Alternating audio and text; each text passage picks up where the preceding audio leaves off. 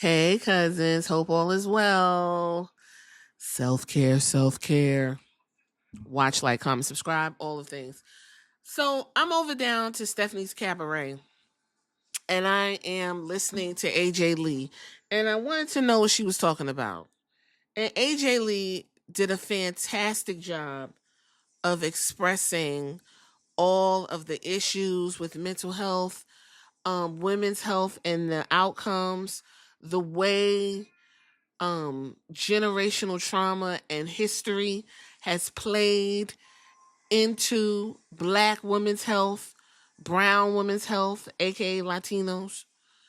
And I have to be honest, and that's the only way I can be. I was very uncomfortable watching her explain herself to someone like Stephanie McMahon because her mom is actively destroying the Department of Education.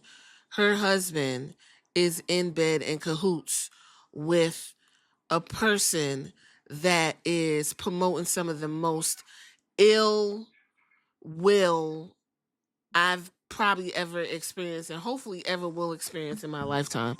And AJ Lee is sitting there telling her about misdiagnosis, her being super duper poor, can't go to college because she can't afford it, and no real response coming from Stephanie McMahon really rubbed me the wrong fucking way because I know Stephanie has the ear of her husband and her mother. And the information that AJ Lee is giving her, she should be able to go and put this information in specifically her mama's ear. Because her mother right now said, I'm just sitting at the head of the Department of Education. I have absolutely no fucking idea what's going on, what any of this shit's about. I'm just here to dismantle, which they're actually doing. And the crazy part is everyone thinks it's like, oh, well, since I don't feel it or I don't have kids, you're going to feel the shit. She said 86% of psychologists are white. And then I'm hearing that right now, the Department of Education, under the big beautiful bill, is declassifying professions just so they don't have to pay for these overpriced degrees. But the degree is required to be a profession. And then I have to listen to ignorant ass motherfuckers who were never going to go to school sit here and say, good, you don't need no degree anyway. Nursing, doctors, social work, psychologists, philosophy, you name it, are no longer being called professions, has ramifications that will exacerbate all of the things that she is talking about. I'm used to hearing health outcomes for Black women because I'm a Black woman. She did add brown women to this, and that's fine. But a majority of the statistics that she were given are Black women statistics. Black women are what, 10, 15 times more likely to die in childbirth. Black women are less likely, and Black men, to be given pain meds. Why? Because a man named J. Howard Mims, if I'm pronouncing it right, he had a bust in Central Park directly across the street from the Metropolitan Museum of Art. You go look up this man. If you ever heard of the book Medical Apartheid, this man, who is considered the father of gynecology, used the enslaved women to do experiments on, and all of this is documented, real. And because of that took place in the Metropolitan Museum of Art before it became an art gala, okay? That was his science lab. That is where he did his experimentation on the woman's body. Because of these archaic practices still in play hundreds of years later, I, as a Black woman, can't get a fucking med for my pain management, and I experienced that in real time, especially when I was in labor with my son. It took everything to get a goddamn epidural. When I finally got it, the shit wasn't even working, and I ended up just natural childbirth, which was, honestly push things a little bit further. So if anybody's out there pregnant, you're listening, try to go the natural route. Just bite the pillow because listen, it makes things go way faster than the pitocin and all. Anyway, she's sitting here and she's explaining these things to Stephanie. Stephanie's like, well, why is 988 used for suicide? And she's like, well, because when someone is in the throes of suicidal behavior, they won't remember a long number. And the co-host is just sitting there. These bitches is taking this information in. And I just feel like it's just information. No one is really going to absorb this. 278,000 people watched the show. Did they write it down or did they just watch it because they love looking at AJ Lee? I really hope that Stephanie took some of this information and takes it to her mother. And I kind of wish AJ Lee would have tapped on that and kind of said, like right now, the Department of Education is under siege. Right now, the Health and Human Services is being run by someone who has absolutely no the fuck idea of what he's doing in the name of RFK. And if you want to hear some salacious shit, head on over to Girl What They Got to Do with Wrestling, because he is talking nasty as fuck to another married woman trying to eat her stuff and make her swallow his juices. Okay? I kid you the fuck not. These are the type of people that's running these programs that are going to affect us years and years and years down the line and our children. And I'm just uncomfortable, listening to AJ Lee. I have no issue with what AJ Lee got going on, what she's saying. I think it's great that she used this platform. They kind of tapped on, it started out with them talking about, the infamous girl, why the fuck you talking about women's empowerment when you the bitch that's holding us back situation, and I'm paraphrasing. And, Stephanie was able to clear her name and praise AJ Lee. Oh, you did good. You put me in my place. Oh my God.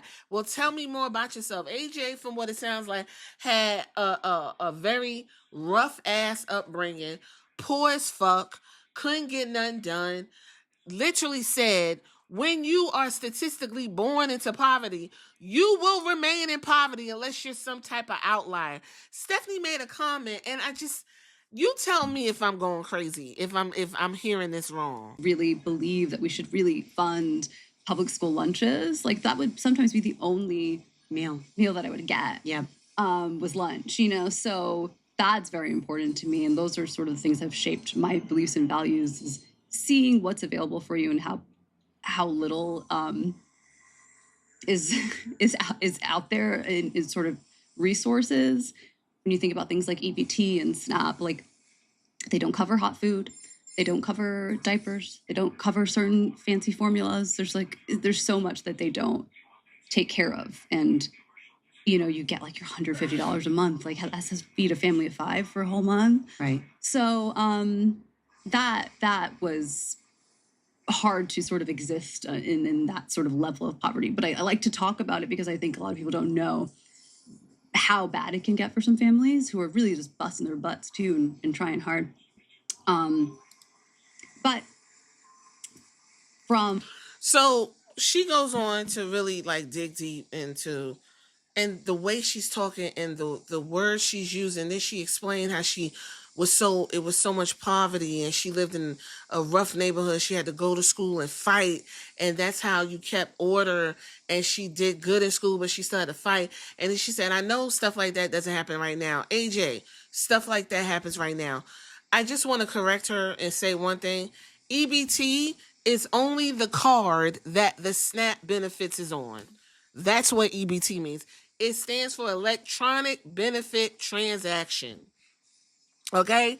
It's the card. They used to have books. Now they have the card.